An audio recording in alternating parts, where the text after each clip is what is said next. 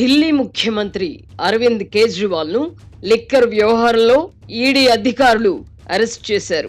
దీంతో ప్రధానమంత్రి నరేంద్ర మోదీ తలపెట్టిన రాజసూయ యాగం ముగిసినట్టేనా? ఈ ప్రశ్నకు ఇప్పుడే సమాధానం లభించదు.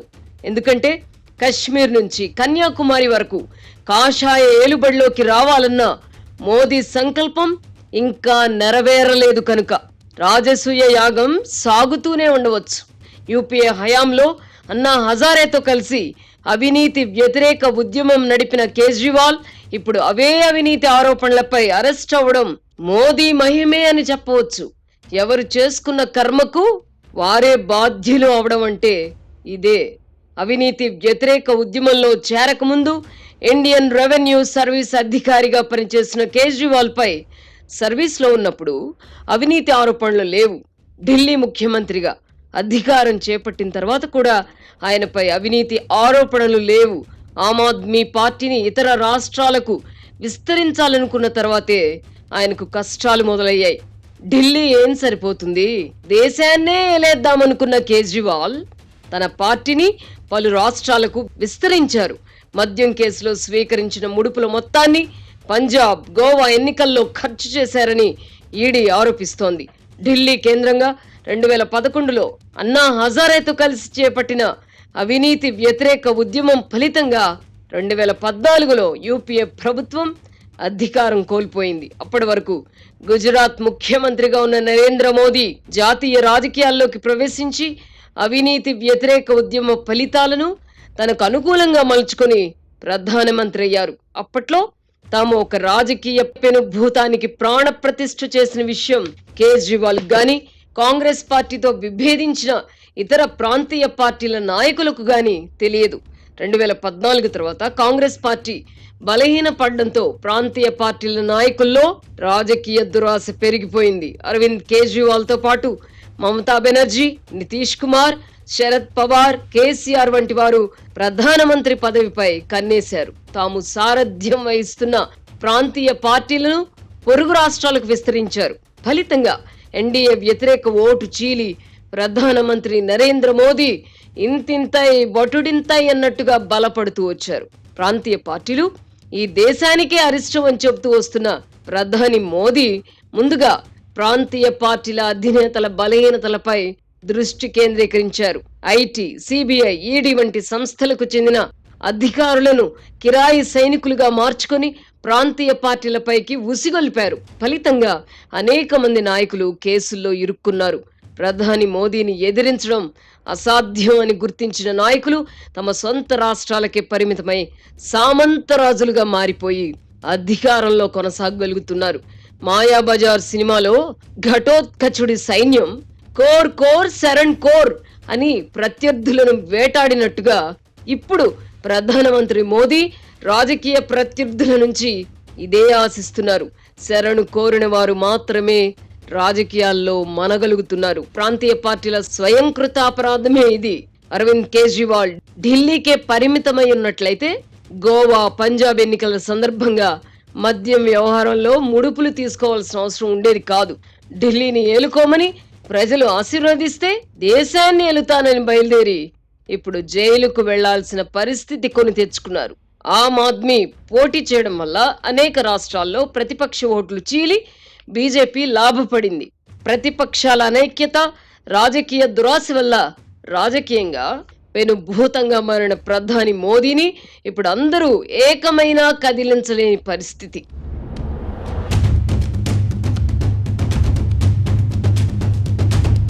పశ్చిమ బెంగాల్ ముఖ్యమంత్రి మమతా బెనర్జీ నిన్నటి వరకు ఎగిరెగిరి పడ్డారు.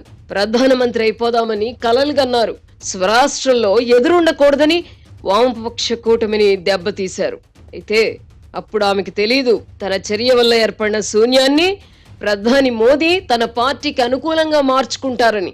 తత్వం బోధపడేసరికి జరగాల్సిన నష్టం జరిగిపోయింది. ఇప్పుడు కనీసం సొంత రాష్ట్రాల్లో అయినా అధికారంలో కొనసాగాలంటే నరేంద్ర మోదీ అనే రాజకీయ పెనుభూతానికి తల వంచక తప్పదని గుర్తించారు. ఈ కారణంగానే ఇండియా కూటమి గురించి ఆమె ఇప్పుడు పెద్దగా మాట్లాడడం లేదు. అంతకుముందు ఢిల్లీలో తరచుగా హడావుడి చేయడాన్ని చూసాం. బీహార్ ముఖ్యమంత్రి నితీష్ కుమార్ కూడా ప్రధానమంత్రి కావాలని కలలుగన్నవారే. ఆయనకు ముందుగానే జ్ఞానోదయమై ఇండియా కూటమి నుంచి తప్పుకొని బీజేపీతో కలిసి మరోమారు ముఖ్యమంత్రిగా ప్రమాణ స్వీకారం చేశారు.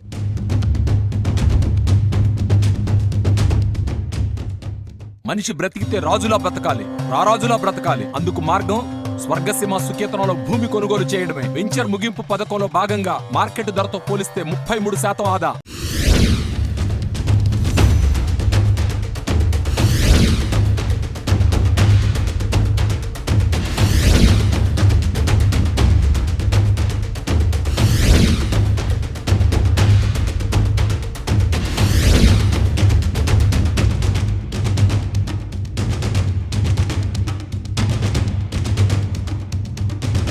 తెలుగు రాష్ట్రాల విషయానికి వస్తే 2019కి ముందు ఆంధ్రప్రదేశ్ ముఖ్యమంత్రిగా ఉన్న చంద్రబాబు కాంగ్రెస్తో చేతులు కలిపి ప్రతిపక్షాలను ఏకం చేసే ప్రయత్నం చేసి ఆ ఎన్నికల్లో ఘోరంగా దెబ్బతిన్నారు. ఫలితంగా రాష్ట్రం ప్రస్తుత ముఖ్యమంత్రి జగన్మోహన్ రెడ్డి చేతుల్లోకి వెళ్లి విలవిల్లాడుతోంది. తత్వం బోధపడిన చంద్రబాబు మరోమారు ప్రధాని మోదీని ఆశ్రయించారు. మోదీని ధిక్కరిస్తే ఏం జరుగుతుందో గ్రహించడం వల్లనే చంద్రబాబు తనను తాను తగ్గించుకొని ఎన్డీఏతో జట్టు కట్టారు. కేంద్రం శక్తి ఏమిటో ప్రతిపక్షంలో ఉన్నప్పుడే తెలుసుకున్న జగన్మోహన్ రెడ్డి అధికారంలోకి వచ్చిన నాటి నుంచి ప్రధాని మోదీ పట్ల వినయ విధేయతలు ప్రదర్శిస్తూనే ఉన్నారు. బెయిలు కోసం కుటుంబ సభ్యులను అప్పుడు అధికారంలో ఉన్న సోనియా గాంధీ వద్దకు పంపి కాళ్లబేరానికి దిగిన చరిత్ర జగన్ది. దాని ఫలితమే అవినీతి కేసులలో జగన్పై విచారణ కూడా జరగని పరిస్థితి. వివేకానందరెడ్డి హత్య కేసులో నిందితుడైన అవినాష్ రెడ్డిని అరెస్ట్ చేయలేని పరిస్థితిలో సిబిఐ ఉందంటే పైవాడి ఆశీస్సులు లేకుండా సాధ్యమా? నరేంద్ర మోదీ ఎంతటి ప్రమాదకర రాజకీయ నాయకుడో గుర్తించగలిగిన వారు ఆయన పట్ల విధేయత ప్రదర్శిస్తూ రాజకీయం చేసుకోగలుగుతున్నారు. ధిక్కరించిన వారు జైలుకు వెళ్లాల్సిన పరిస్థితి. ఈ నేపథ్యంలో ప్రధాని వద్ద చంద్రబాబు సాగిలపడ్డారని నిందించి ప్రయోజనమేమిటి?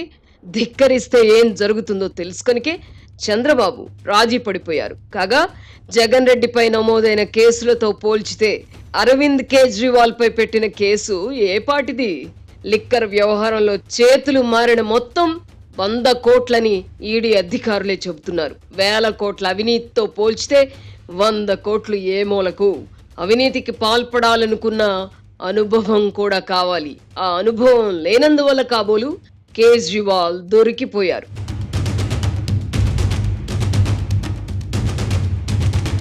ఇప్పుడు తెలంగాణ మాజీ ముఖ్యమంత్రి కేసీఆర్ విషయానికి వద్దాం.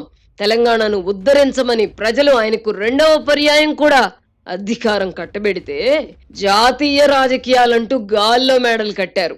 మహారాష్ట్రలో జెండా పాతాలనుకుంటే సొంత రాష్ట్రంలోని ప్రజలు ఆయనకు గులాబీ జెండాను పీకేశారు. మరోవైపు ఢిల్లీ లిక్కర్ కేసులో కుమార్తె కవితను ఈడీ అధికారులు అరెస్ట్ చేసి తీసుకెళ్లినా నోరు కూడా విప్పలేని పరిస్థితిలో కేసీఆర్ ఉన్నారు. ఒకప్పుడు మోదీపై కత్తులు దూసిన కేసీఆర్ ఇప్పుడు సొంత పార్టీని కూడా కాపాడుకోలేని పరిస్థితి. మహారాష్ట్రలో ప్రధానమంత్రి మోదీతో విభేదించిన శివసేన అధినేత ఉద్ధవ్ ఠాక్రే అధికారంతో పాటు సొంత పార్టీని కూడా కోల్పోయారు. ఏక్నాథ్ షిండేను ప్రోత్సహించిన బీజేపీ పెద్దలు శివసేనను చీల్చి ఉద్ధవ్ ఠాక్రేను బలహీనుణ్ణి చేశారు. మరో వృద్ధ నేత శరద్ పవార్ పరిస్థితి కూడా ఇదే. ఆయన ప్రారంభించిన ఎన్సీపీ కూడా చీలిపోయింది. పార్టీ గుర్తును కూడా శరద్ పవార్ కోల్పోయారు. గడిచిన దశాబ్ద కాలంగా దేశంలో చోటు చేసుకున్న రాజకీయ పరిణామాలను పరిశీలిస్తే భారతీయ జనతా పార్టీతో తీవ్రంగా విభేదించిన వారే కాదు, అతిగా అంటకాగిన వారు కూడా బతికి బట్ట కట్టలేని పరిస్థితి. ఒడిషా ముఖ్యమంత్రి నవీన్ పట్నాయక్ వంటి వారు జాతీయ రాజకీయాల జోలికి పోకుండా ఉన్నందునే కడుపులో నీళ్లు కదలకుండా అధికారంలో కొనసాగగలుగుతున్నారు. మమతా బెనర్జీ వంటి వారు రాజీ పడిపోవడం వల్లనే కేసుల బెడద లేకుండా మనగలుగుతున్నారు. ఇండియా కూటమిలో మిగిలిన బలమైన నాయకుడు తమిళనాడు ముఖ్యమంత్రి స్టాలిన్ ఒక్కరే. ఆ రాష్ట్రంలో నెలకొన్న ప్రత్యేక పరిస్థితుల వల్లే ఆయన కూడా బీజేపీని వ్యతిరేకిస్తున్నారు. ఫలితంగా తమిళనాడు మంత్రులపై కేసులు నమోదవుతున్నాయి. ఈ ఎన్నికల తర్వాత కూడా స్టాలిన్ ఇదే విధంగా ప్రధాని మోదీని వ్యతిరేకించి నిలబడతారని చెప్పలేం. ఒకప్పుడు తమిళనాట ఎంజి రామచంద్రన్, కరుణానిధి కేంద్ర ప్రభుత్వాలను ధిక్కరించి అధికారం కోల్పోయారు. అప్పుడు ప్రధానిగా ఉన్న ఇందిరాగాంధీ శక్తిని తట్టుకోలేక చివరకు రాజీ పడిపోయారు. అప్పటి నుంచి ద్రవిడ పార్టీలు కేంద్రంతో సఖ్యతగా మెలుగుతున్నాయి.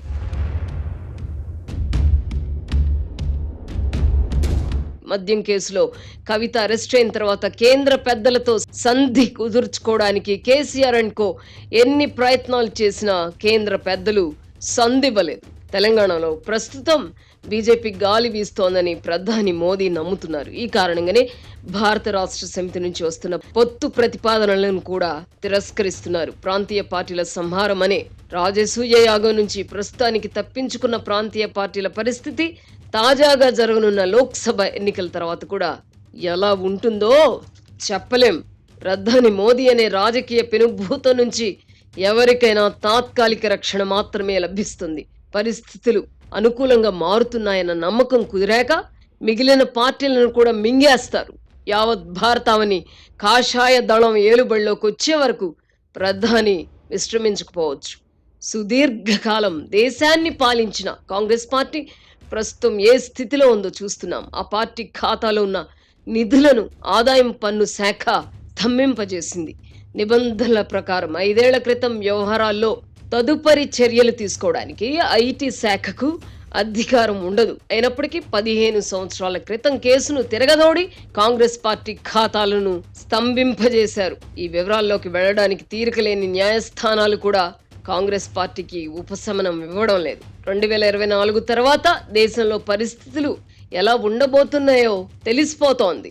స్వతంత్రంగా పనిచేసే వ్యవస్థల కోసం వెతుక్కోవాలి.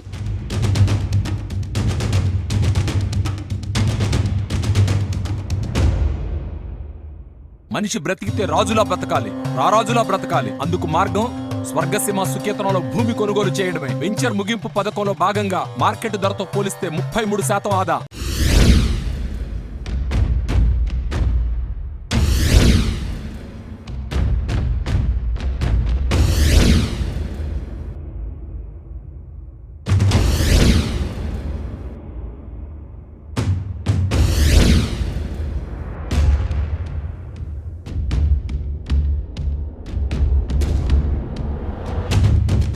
ప్రధానమంత్రి మోదీ ప్రస్తుతానికి మహాశక్తిమంతుడు కావచ్చు, కానీ ఆయన కంటే ప్రకృతి మరింత శక్తివంతమైనది. సమతుల్యం కోసం ప్రకృతి కల్పించుకుంటుంది. భారతీయ జనతా పార్టీ ఇప్పుడు తిరుగులేని శక్తిగా కనిపించవచ్చు. అయితే ఆ పార్టీ పునాదులు బలహీనపడుతున్నాయి. అది కూడా ప్రధాని మోదీ చర్యల వల్లే. ఒకప్పుడు కాంగ్రెస్ పార్టీని కనుసైగలతో శాసించిన ఇందిరాగాంధీ రాష్ట్రాలలో బలమైన నాయకులను అణిచివేశారు. తోలు బొమ్మలను తెరపైకి తీసుకొచ్చి ముఖ్యమంత్రులను చేశారు. ఆమెను ఎదిరించగల నాయకుడే కనిపించలేదు. రాజీవ్ గాంధీ కూడా ఇదే విధానాన్ని అనుసరించారు.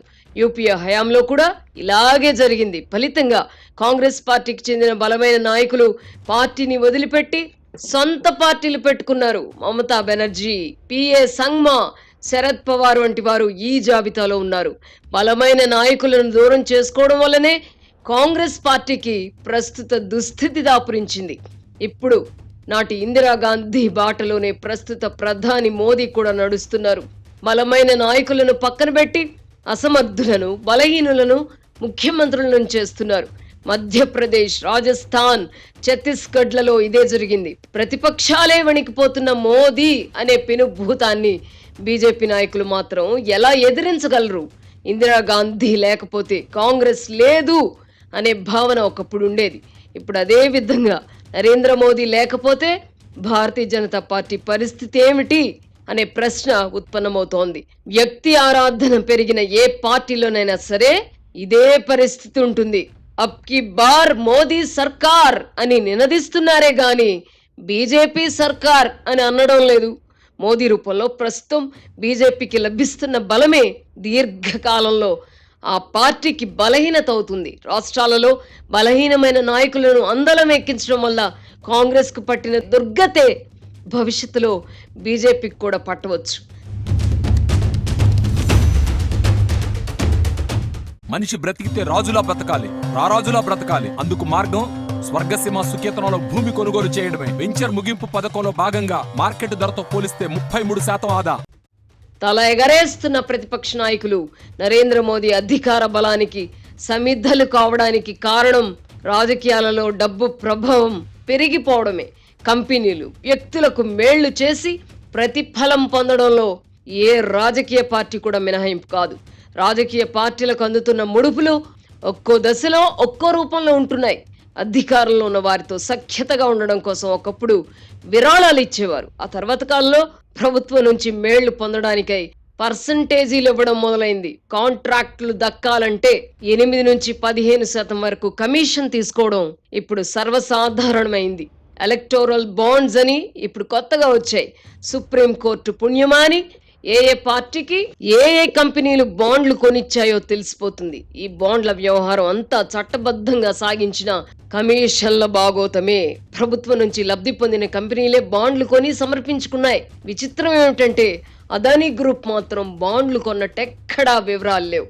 నిజంగా ఇది 8వ వింతే. గత 10 ఏళ్లలో అదానీ ఎంతలా విస్తరించారో మనం చూసాం. ఎయిర్పోర్ట్లు, పోర్టులు అదానీ గుత్తాధిపత్యంలోకి వచ్చాయి. ఇతర సంస్థలు నెలకొల్పి పోర్ట్లు, ఎయిర్పోర్ట్లు చేతులు మారడానికి ముందు ఏం జరిగిందో అందరికీ తెలుసు. ఐటీ, సిబిఐ, ఈడీ వంటి సంస్థలు ఎటువంటి పాత్ర పోషించాయో చూసాం. అయినా ఎలక్టోరల్ బాండ్లు కొనే అవసరం అదానికి ఏర్పడకపోవడం ఆశ్చర్యంగా ఉంది.